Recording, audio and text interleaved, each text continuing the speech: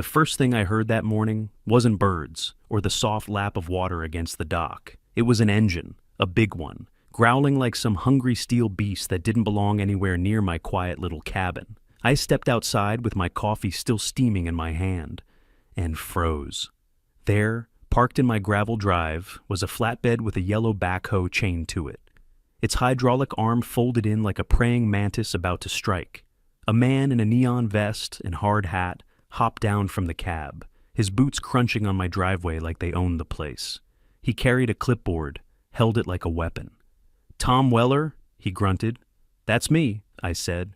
He pointed the clipboard at my boathouse like he was marking a target. "We got orders to demolish. Unless you've got a certified check for $14,000, this thing comes down today." I blinked. My coffee almost slipped from my hand. "Excuse me?" He didn't blink back, didn't even look at me, just jerked his thumb toward the machine behind him. "That backhoe starts easy." That was it. No discussion, no neighborly smile, just a death sentence for the place I built with my wife, written in diesel fumes and bureaucratic arrogance. I stood there in my slippers, 68 years old, staring at a man who thought a clipboard gave him the right to bulldoze my life.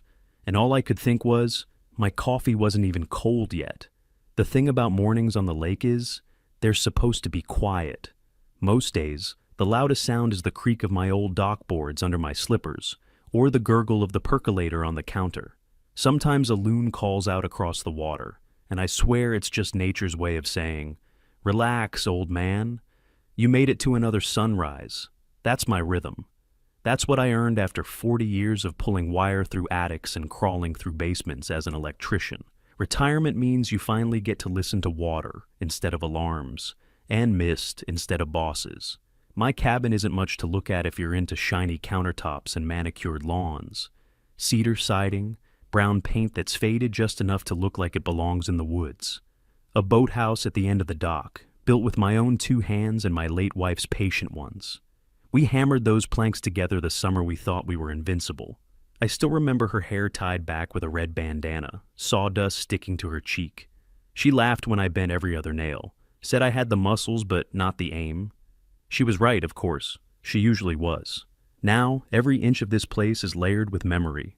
The dent in the kitchen counter from when my son dropped a cast iron pan. The notch carved in the porch railing where my daughter measured how tall she was every June. Even the rickety screen door that slaps shut too hard. That sound is home to me. So, when some guy with a clipboard shows up and tells me all this is just a pile of lumber waiting to be carted off, it doesn't just feel wrong, it feels criminal. But let me rewind a bit, because before the backhoe in my driveway, before the threats and the fines, it started with a piece of paper. 3 days earlier, I stepped out with my coffee and noticed something bright orange nailed to my boathouse door. Not taped, not tucked, nailed. Like someone had staked a claim. The color screamed against the gray morning mist. My stomach tightened as I yanked it down. It was heavy stock paper, official looking, stamped with bold letters across the top. Lakeside Pines Homeowners Association. My first thought was, that can't be right. My property line sits a half-mile outside their precious subdivision. Always has. My grandfather bought this land before half those people were born. I've got the deed in my file cabinet and the survey papers to prove it. I don't belong to their little club, never voted in their meetings, never wanted their rules about mailbox heights and approved lawn ornaments. Yet, here it was. Final notice. Unpaid HOA dues, demolition scheduled. The bill? $14,820. Real specific. Real official. Like they had a calculator that printed out intimidation. And the so-called violations, non-compliant dock maintenance, unapproved siding color, improper yard lighting. I almost laughed. The dock they claimed was non-compliant was the same one I replanked last summer, sweating through 90-degree heat, proud as hell when it was done. As for the siding, Ellen and I painted it 30 years ago. Apparently, nostalgia now carried a fine of $10,000. At first I thought, okay, clerical mistake. Happens all the time. Someone clicked the wrong lot number on a map. Maybe the notice was meant for one of the lakeside folks down the road, the ones who actually pay into this nonsense. So I called the number on the paper, Figured I'd get some frazzle secretary, straighten it out, and be back to fishing before lunch. Instead, I got Mara Kessler, president of the Lakeside Pines HOA. Her voice came through the line smooth as butter and twice as greasy. "Oh, Mr. Weller," she purred, like she already had me filed under troublemaker. "Yes, I see your account right here. Looks like you're several months behind on your dues." I told her politely that was impossible because, I'll say it again, I don't belong to their damn HOA. My land isn't part of it. County plat map proves it. She made a little tutting noise, like I'd just forgotten to take out the trash. "Well, our records show your parcel was annexed 2 months ago. The community voted. I'm sure you received the paperwork." Annexed, community vote. It sounded rehearsed, slippery. Still, she promised to flag it as a possible clerical error. Her tone was syrupy, all reassurance on the surface. But underneath, I heard it. That smug little hum people get when they think they own you. I hung up uneasy. Told myself it was fixed. A mistake in the system, nothing more. I should have trusted my gut. The next morning, I was halfway through my second cup of coffee when I heard it. Not the birds, not the wind in the trees. A low, grinding rumble, heavy, mechanical. I shuffled to the front window and my heart dropped. Parked where my gravel drive meets the road was a dual-axle flatbed truck. On its back, a yellow backhoe gleamed in the sun like it was licking its chops. This wasn't a neighbor's pickup. This was something different, something final. The driver's door creaked open and a man climbed down. Big guy, broad shoulders, a belly pressing against the reflective vest. Hard hat, tilted low like he wanted to hide his eyes. He carried a clipboard tucked under one arm, the way a soldier might carry a rifle. He didn't knock, just trudged straight up my porch steps. "Can I help you?" I asked, though my voice didn't sound steady even to me. He looked at the clipboard, then at me, finally spoke in a gravelly voice. "You Tom Weller?" "I am." He gave the faintest nod. "Ted, foreman with Kruger Demolition." He tapped the board like it was gospel. "Work order says we tear down that boathouse. If the site isn't cleared, we start on the main cabin." I just stared at him. My brain stuttered. "There's a mistake," I said finally. "I called yesterday. Your HOA secretary said it was all being handled." Ted, if that was even his real name, shifted his weight, still not meeting my eyes. "Mister, I don't know anything about that. All I know is we were told to be here at sunup. The order says either you give me a certified check for 12 grand or we start ripping." He jerked his thumb toward the backhoe. "And that thing starts easy." The words hung there, heavier than the diesel fumes wafting off his truck. That's when I understood. The sugary phone call yesterday wasn't reassurance. It was stalling. Mara hadn't flagged anything. She'd sicked these guys on me while I was still believing in clerical errors. I could have argued. Could have yelled, begged, maybe even tried to block the way with my scrawny frame. But the truth was right in front of me. Ted wasn't the villain here. He was just the wrench. The real hand twisting it belonged to Mara and her merry little band of HOA tyrants. So I nodded slowly, as calm as I could. "All right," I said. My voice sounded dry, like sandpaper. "Let me make a phone call." I turned, stepped inside, and locked the deadbolt. The click echoed louder than the engine outside. My hands were trembling. Not from fear, well, maybe partly, but from rage. They thought they could corner me. Paper notices, fake votes, demolition crews. If Mara believed I was some lonely old man with no fight left in him, she was about to be educated. I went straight for the phone, dialed a number I hadn't used in months. My oldest, Dana, picked up on the first ring. "Dad, you okay?" Her voice was sharp, professional, not the soft tone she used on holidays. I laid it out. The orange notice, the syrupy phone call. And now, a backhoe parked 20 feet from my porch. She didn't interrupt, just listened. And when I was done, there was a beat of silence, the kind that weighs more than words. Then her tone shifted. No longer just my daughter. This was Special Agent Weller talking. "Dad, listen carefully. Do not go back outside. Don't argue. Don't say another word to them. Go to every window. Take photos. Truck, backhoe, license plates, the man if you can get him. Then pull your deed, your tax bill, your old survey. Photograph everything. Email it to me now. I swallowed. All right. Then get in your car and drive to the county clerk's office. Ask for a certified copy of the official plat map. Pay the fee. That piece of paper is your shield. Do you understand? Yes, I said, voice steadier now. Good. Do it. I'll call you back. Love you, Dad. The line clicked. I stood there for a long second, phone still in my hand, feeling the shift. Fear was still there, sure. But it had company now. Focus. They thought they were pushing a defenseless old man. Instead, they'd just poked the one family that knows how to fight back. If I thought the backhoe in my driveway was bad, I was wrong. That was just the warm-up act. The real show started the next morning. I opened my front door, coffee in hand, and nearly tripped over a white envelope shoved through my mail slot. No stamp, no postmark, hand-delivered like a ransom note. Lakeside Pines, HOA. Second notice. The bill doubled. The original $14,000 was crossed out, replaced with $23,480.52. Apparently, my cabin was now in violation of the approved exterior paint code. The same soft brown paint that had been on these walls for 3 decades suddenly carried a $10,000 fine. I almost laughed. Almost. But the sound caught in my throat. It wasn't funny. It was war by paperwork. That was just the beginning. By noon, a rumble shook the gravel again. I ran to the window half expecting another demolition crew. Instead, a massive 30-yard dumpster dropped onto the end of my driveway. Rusty, red, ugly, with property of Lakeside Pines spray-painted on the side. It blocked everything. My car couldn't get out. No ambulance, no fire truck could get in. They hadn't just delivered a dumpster, they'd delivered a cage.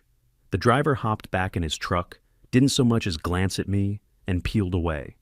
I stood there, gripping my coffee mug so hard I thought it might shatter. Not an hour later, my phone buzzed.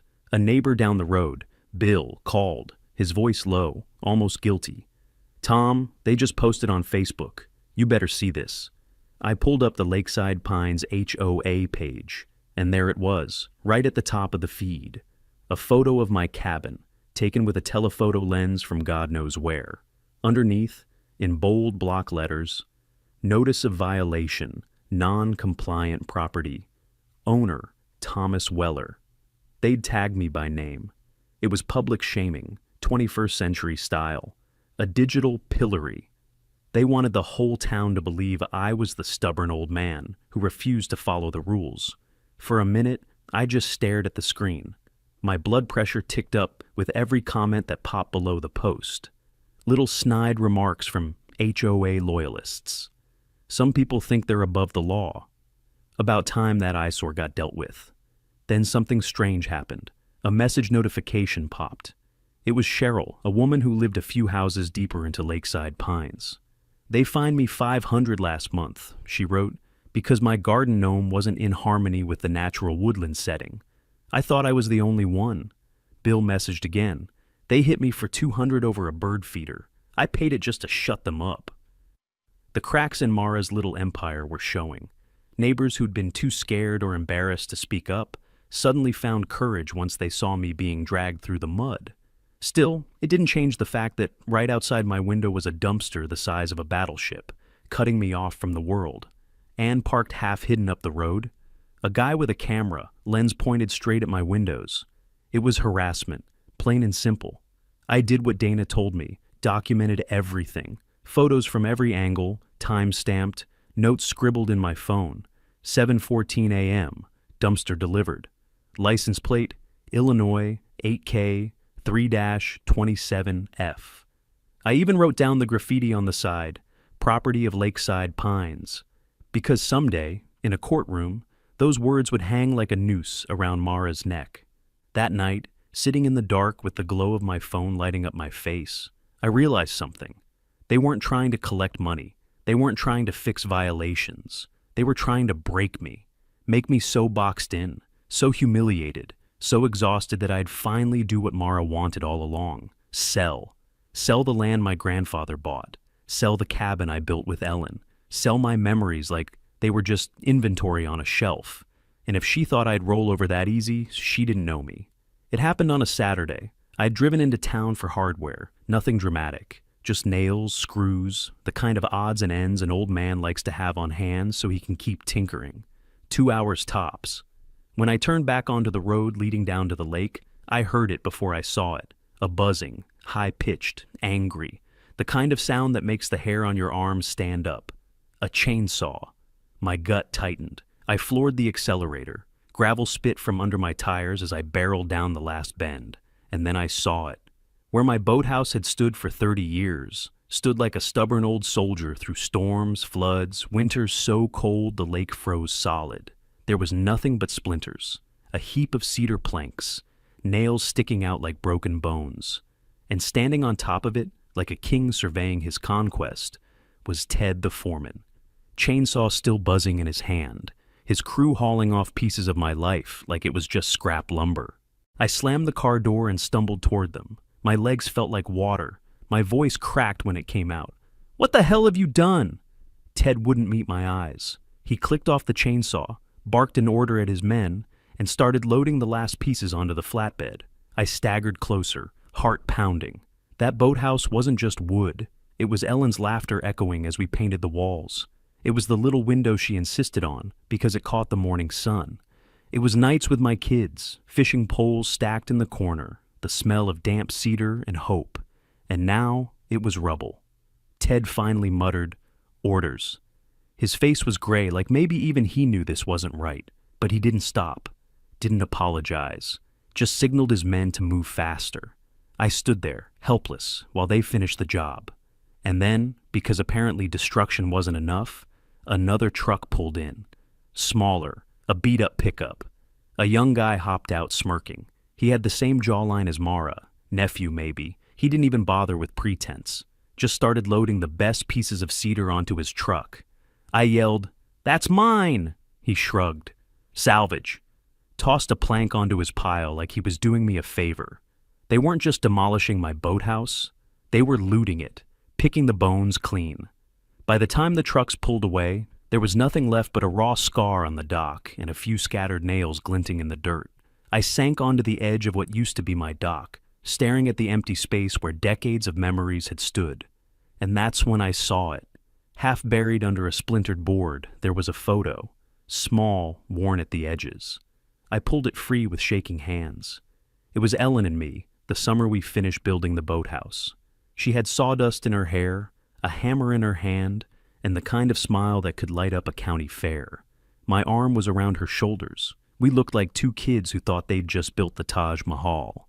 I held that photo, staring at the wreckage, and something inside me cracked. Not the loud kind of break. Not rage or shouting. A quiet, heavy collapse. The fight drained right out of me. All the documenting, the phone calls, the letters.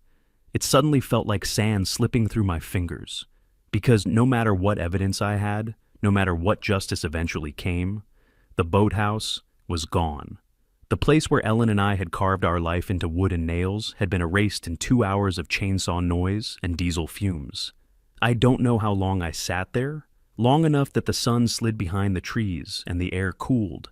Long enough for my neighbor Bill to jog down the road, breathless.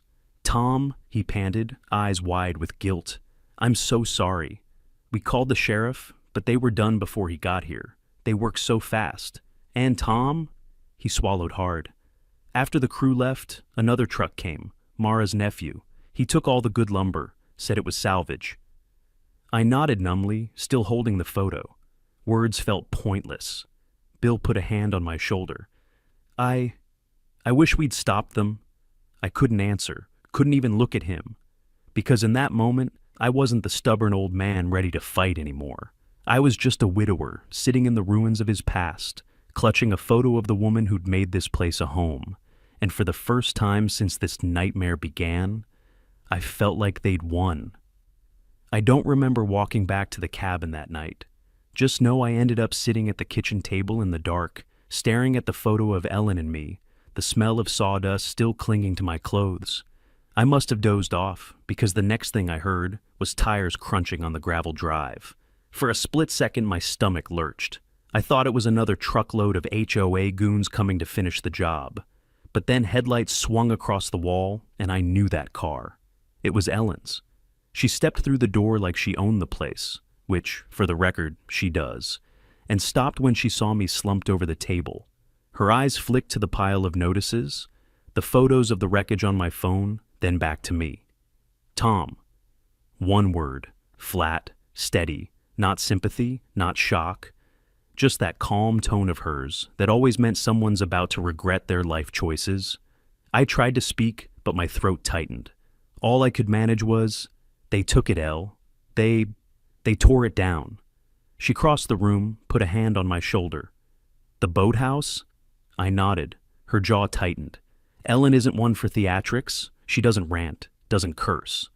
But the silence around her can get so heavy, you swear the air itself is bracing for impact.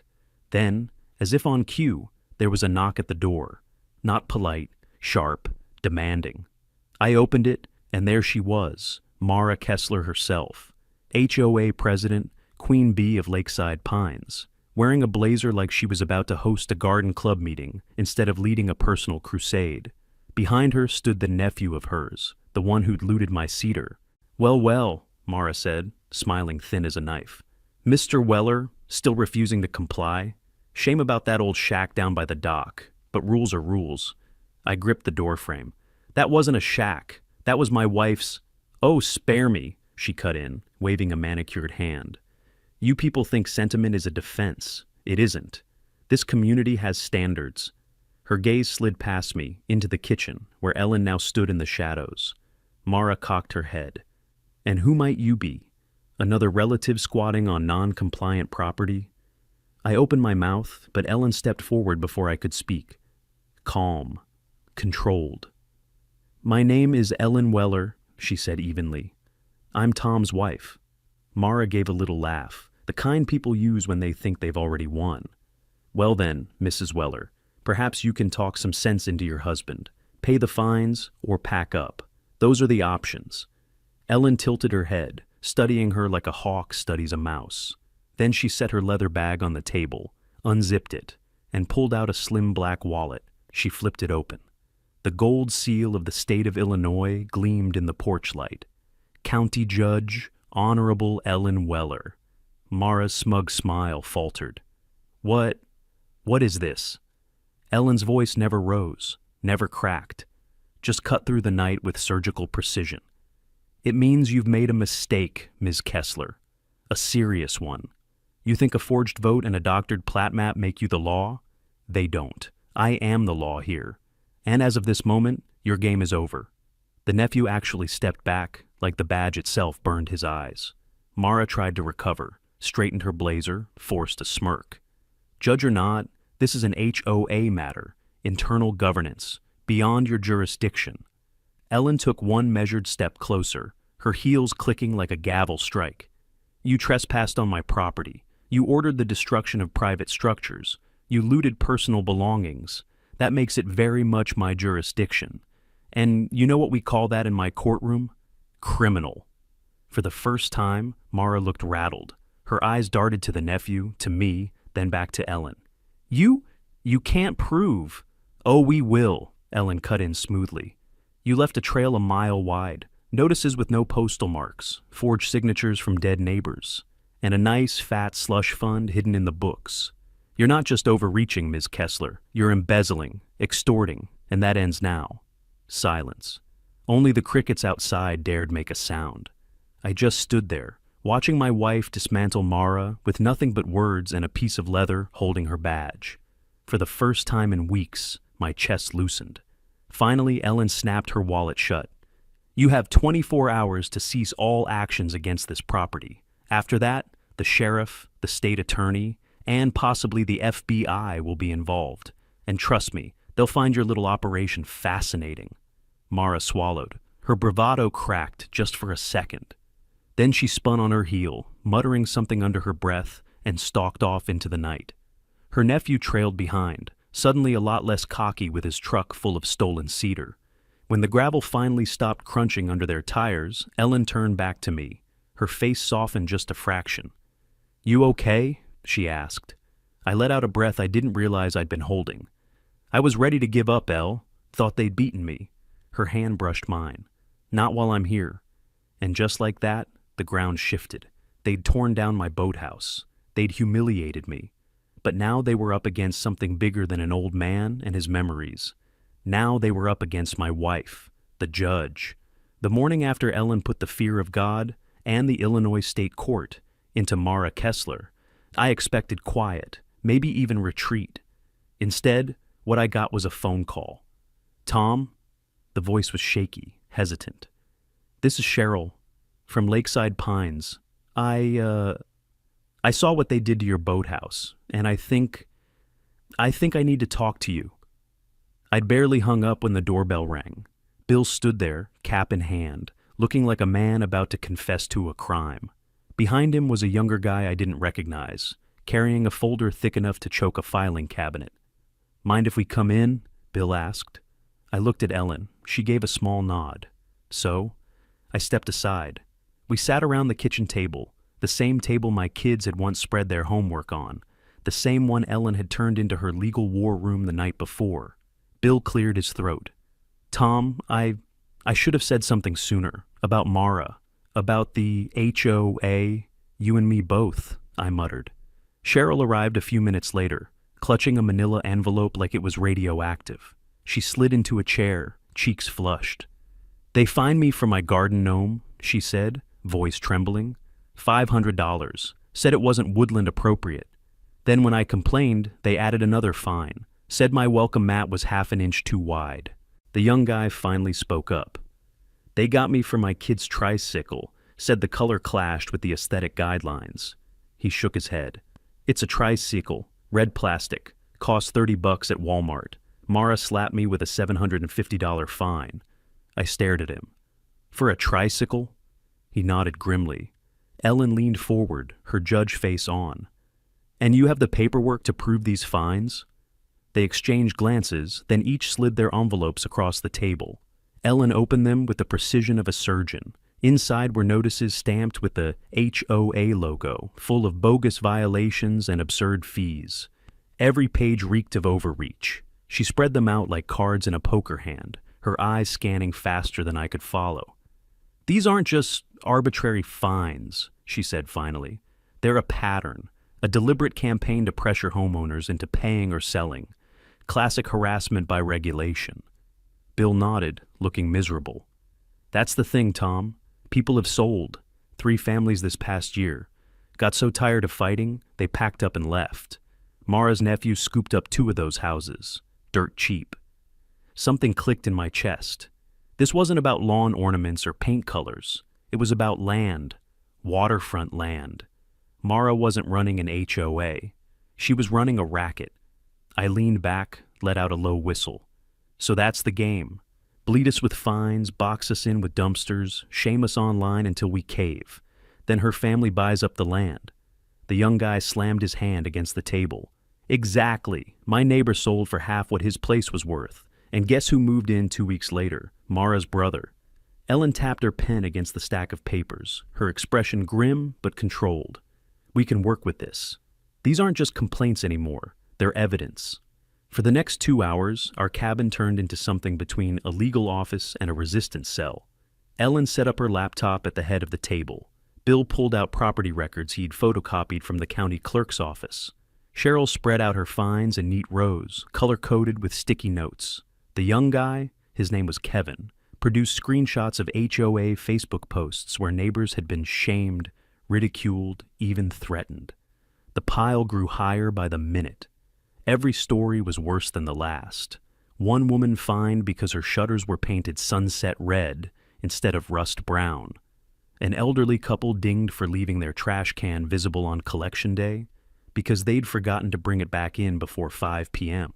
A single mom threatened with lien papers after she put up a basketball hoop for her kids. It was extortion dressed up as community standards. At one point, Ellen leaned back and sighed, pinching the bridge of her nose. "This isn't an HOA anymore. It's organized fraud." I looked at Bill, at Cheryl, at Kevin.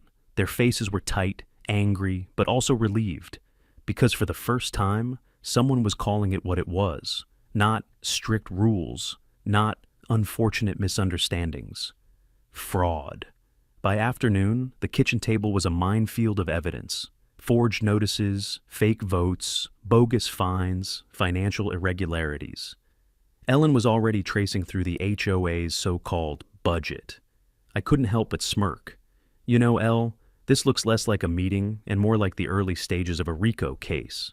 She shot me a look, the kind of look that says, don't joke while I'm building a firing squad. Then, to my surprise, she actually smiled. Maybe it is. Bill let out a low chuckle. I gotta admit, Tom, seeing her squirm last night, that was the first time I thought Mara might actually get what's coming to her. Cheryl nodded. We've all been scared of her for so long. She finds us, she humiliates us, she makes us feel small, but she can't find a judge. Exactly, Ellen said, voice firm. She's been playing her own rules. Now we play by the real ones. By dusk, the little alliance was sealed. Bill offered to canvass the neighborhood, see who else was fed up enough to speak. Cheryl volunteered to collect testimonies. Kevin promised to dig up more screenshots. When they left, arms full of paperwork and determination, the air in the cabin felt different. Lighter, stronger. I sat back in my chair, looking at Ellen.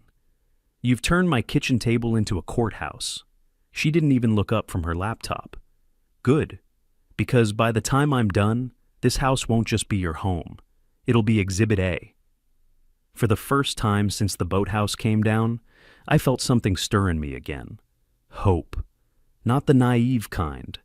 Not the quiet kind. The kind that comes when you realize the bully who's been pushing everyone around just picked a fight with the wrong family.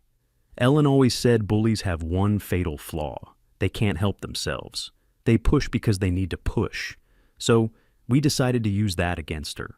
It started with a lumber delivery, just a dozen 2x4s and a sheet of plywood from the hardware store. Not enough to build anything real, but enough to make it look like I was starting to rebuild the boathouse. I stacked the boards neatly at the end of the dock, right on the scar where the old boathouse had stood. From the road, it looked like construction had begun. From a telephoto lens, it looked like bait. Next came the plans. One rainy afternoon, I sat at the kitchen table with a pencil and a ruler, sketching out the most official-looking blueprints I could muster. I even scribbled notes in the margins. Reinforced foundation. Exceeds county code. New decking. Ellen propped the drawings up in the garage window, angled just right so anyone snooping around could see them. Think she'll bite? I asked. Ellen didn't even look up from her laptop. She won't be able to help herself. Of course, bait doesn't work without eyes on it. That's where my son, Ray, came in. Homeland Security had trained him well. He could hide a camera in a birdhouse and make it look like it belonged in a Pottery Barn catalog. He placed 4 around the property. 1 inside a birdhouse overlooking the dock. 1 under the eave of the garage, aimed straight at the window with the decoy plans. Another tucked into the hedge line, where she'd have to cross to snoop. And the last inside the cabin, peering out the back window with a wide-angle view. All motion activated, all streaming live to Ellen's laptop and Ray's phone. We'll know the second she sets foot on your land, Ray said, tucking his phone into his jacket like it was a holster. The waiting was the hardest part. 2 days passed. Nothing. Just squirrels tripping the sensors, Bill's golden retriever sniffing around, the UPS driver delivering a box of coffee filters. Every time the alert pinged, our heads snapped up, only to deflate again. By the 3rd day, I started to doubt. Maybe Mara had already gotten what she wanted. Maybe destroying the boathouse was her grand finale. Then, at 11:37 a.m., Ray's phone buzzed. He held it up, and my stomach flipped. There she was. Mara Kessler, in her pressed slacks and HOA logo collared shirt, striding down my driveway like she was queen of the county. Clipboard in one hand, phone in the other. She marched straight to the dock, snapping photos of the stacked lumber. Then she turned toward the garage, eyes narrowing at the sight of the blueprints. "She's on the hook," Ray muttered. We watched the feed in silence. Mara leaned in close to the garage window, phone raised, snapping pictures. She craned her neck, trying to see every detail of my plans. And then, just as she pressed her face near the glass, tires crunched on the gravel. Not 1 car, 2. 2 black SUVs rolled down the drive, silent and deliberate, boxing her in before she even knew they were there. Mara spun around, eyes wide, as the doors swung open and 3 agents stepped out, all dark suits and efficiency. Ellen followed, calm as ever, her blue jacket plain, but carrying more weight than any badge of Mara's ever could. From my kitchen window, I saw it, the exact moment Mara realized she wasn't the hunter anymore. She was the prey. From the kitchen window, I saw Mara freeze. Her clipboard slipped just a little in her hand. That smug HOA smile, the one she wore like armor, cracked at the edges. The agents fanned out, silent and efficient.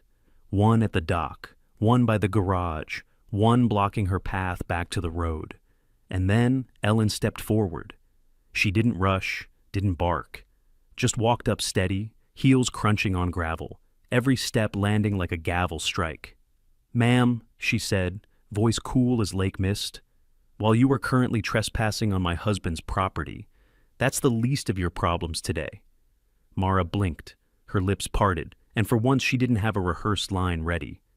This is outrageous. I'm the president of the Homeowners Association. You can't." Ellen flipped her credentials open, holding them steady. The gold seal caught the sunlight. "Honorable Judge Ellen Weller, and yes, I can." Mara's face went pale, then red. You're his wife? This is a conflict of interest, an abuse of power." Ellen didn't even flinch. What's abuse of power is forging property maps, fabricating votes from dead neighbors, and ordering armed crews to destroy homes you don't own. She stepped closer, lowering her voice to a blade. "You didn't just bully the wrong man, you committed crimes, and now, Ms. Kessler, you're about to face the consequences." Behind them, a sheriff's cruiser pulled up. Not a deputy, the sheriff himself. He stepped out holding a thick folder, papers clipped tight, deputies at his side. Search warrants.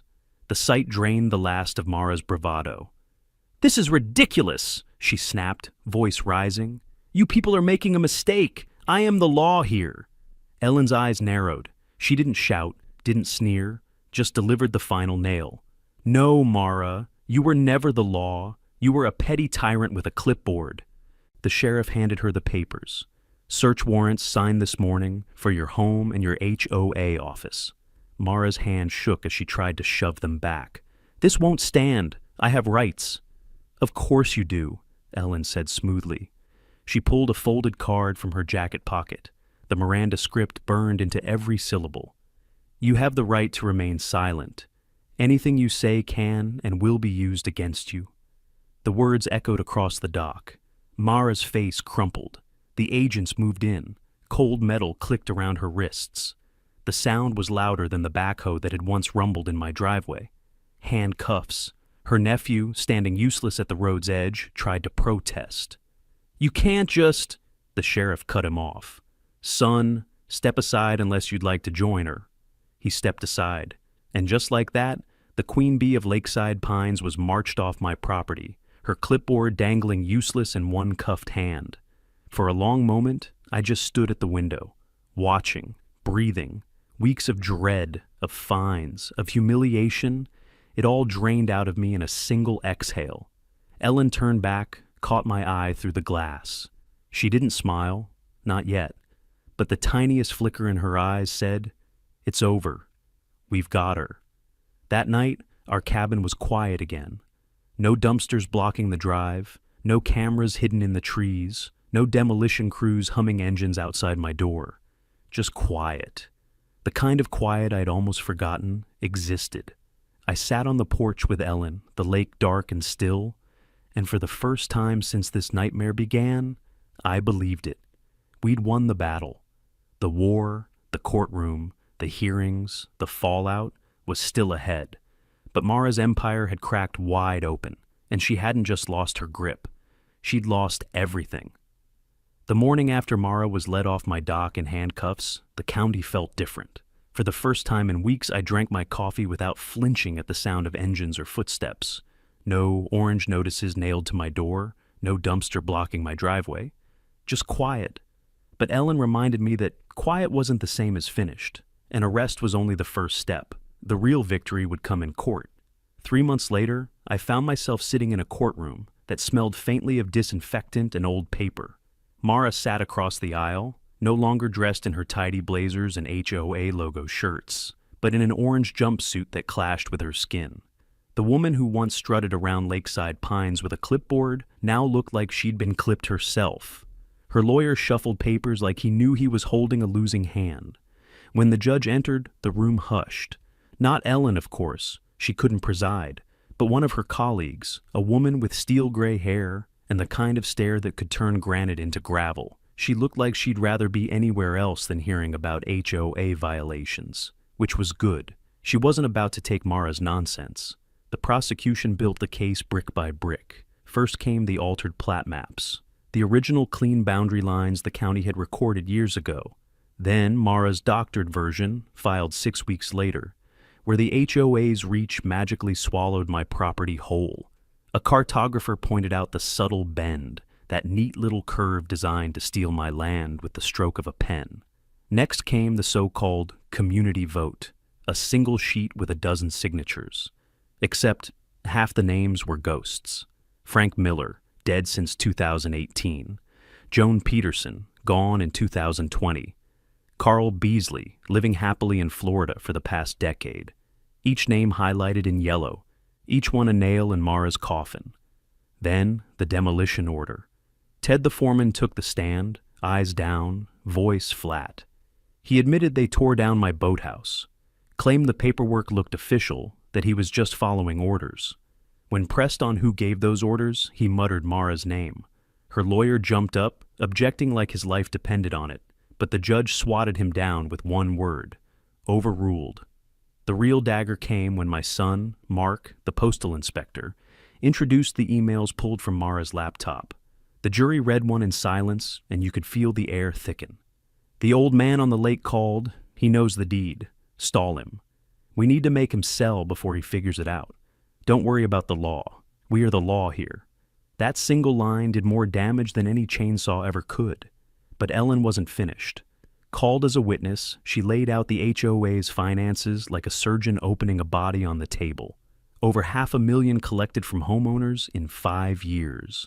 Landscaping and snow removal accounting for maybe half. The rest funneled into one line item: Jansen Contracting. No invoices, no receipts. Just quarterly checks signed by Mara herself. And when Ellen explained that Jansen Contracting was a shell company owned by Mara's brother, the jury's eyes widened. The racket was out in the open. Mara's lawyer sputtered and waved his arms like a drowning man, calling it circumstantial. The judge leaned forward, gave him a look sharp enough to draw blood, and warned him to sit down unless he wanted contempt of court added to his resume. By the time the prosecutor rested, it wasn't a question of guilt. It was a matter of how long the jury would take to say the word. The answer: 4 hours. Guilty, on conspiracy, on wire fraud, on extortion. Her treasurer, Greg Purcell, had already folded like a cheap lawn chair, testifying that Mara had directed everything, even down to the hand-delivered notices, designed specifically to dodge federal mail fraud. The judge didn't hold back. 12 years in state prison. Restitution of $64,000 to me, personally, for harassment and distress. Full reconstruction of the boathouse, funded not by HOA coffers, but by Mara's own assets. And the coup de grace. Immediate dissolution of the Lakeside Pines HOA. Its charter revoked, its power stripped away. The gavel cracked, sharp and final. Mara slumped in her chair, her empire of forged signatures and bogus fines crumbling into dust. Walking out of that courthouse, the air tasted new. Neighbors I'd barely spoken to shook my hand, clapped my back, even cried. Bill laughed like a man who'd finally seen daylight after years underground. Cheryl wept, not out of sadness but relief. Kevin stood taller than he had before.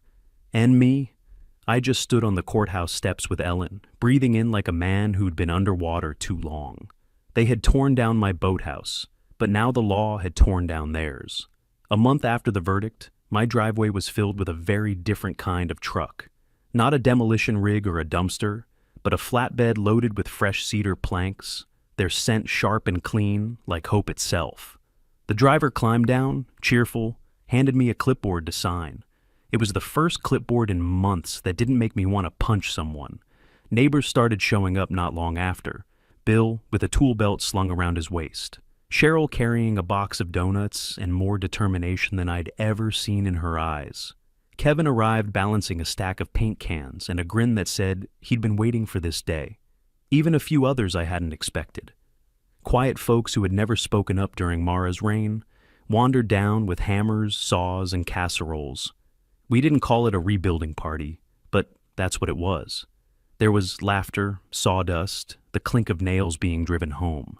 Every board that went up felt like a line of defense being rebuilt, not just for me, but for everyone who'd been pushed around. I hammered alongside Bill, both of us sweating under the noon sun. "You know," he said between swings, "for the first time in years, I don't feel like I have to look over my shoulder every time I plant a tree. It's freeing." I just nodded. Words weren't enough to describe the relief.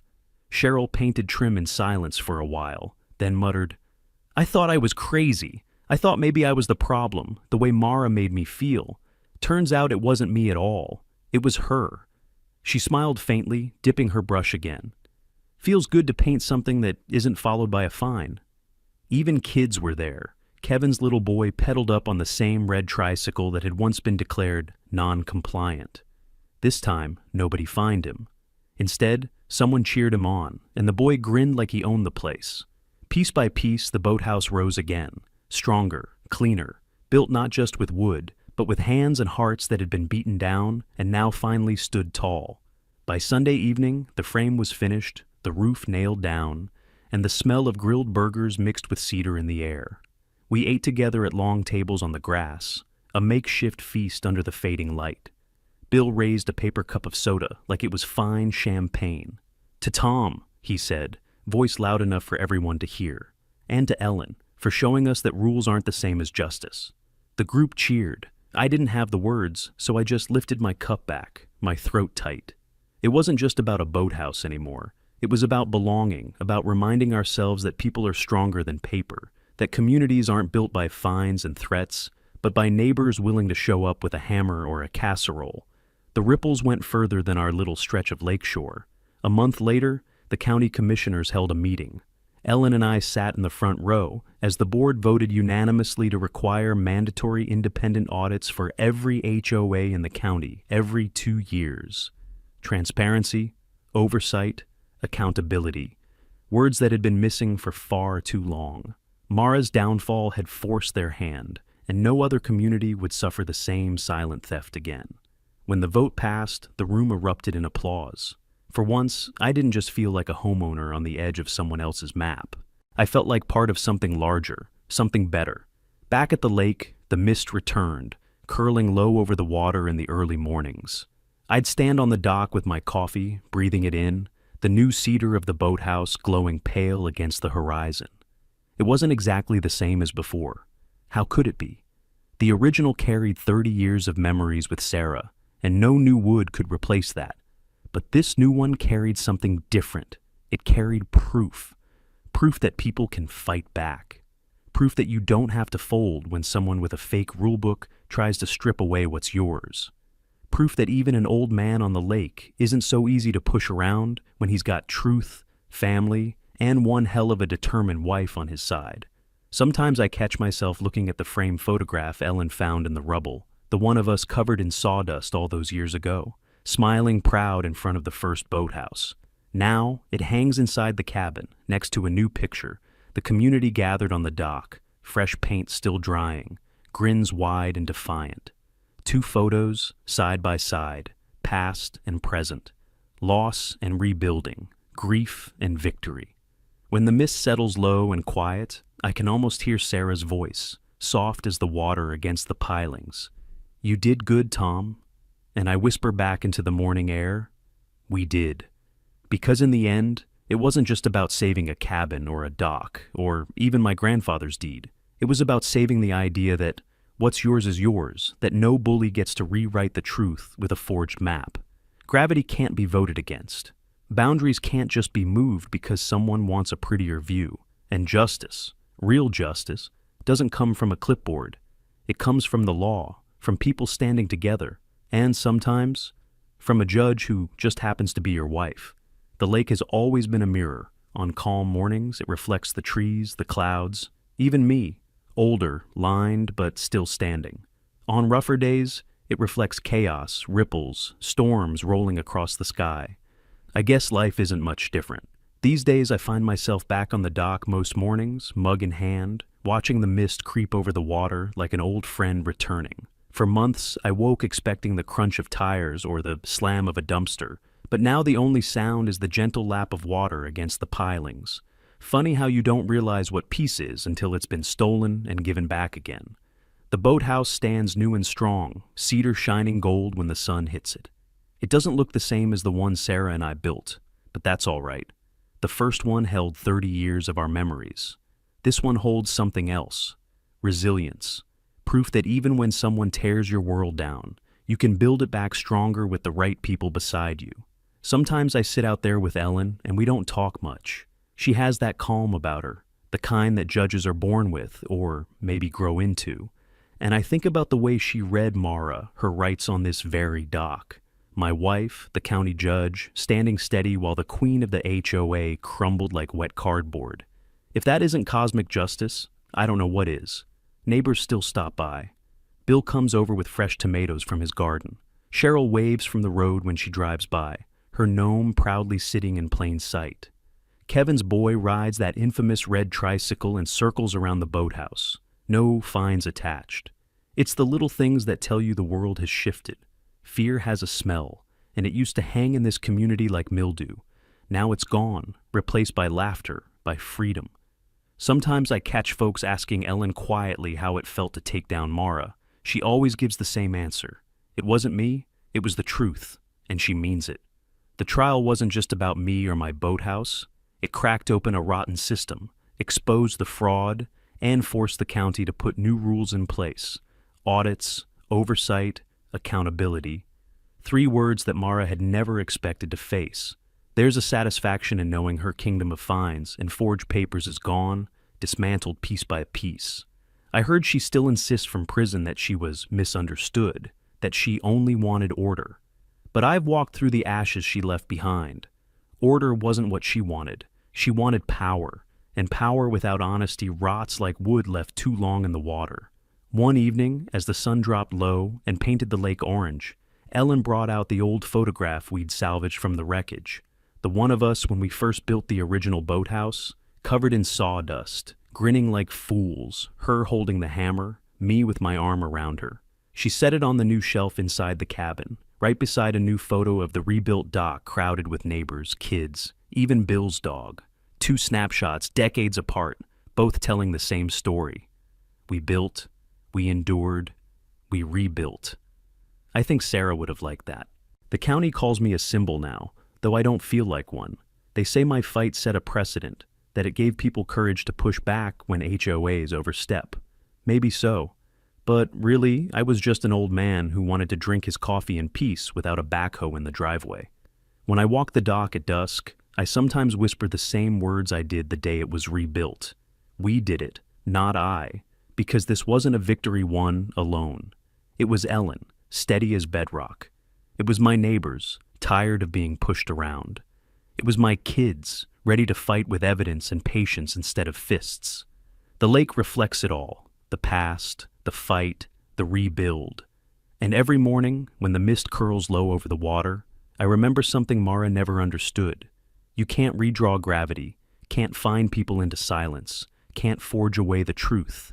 The truth waits, and when it comes like the dawn burning the fog off the water.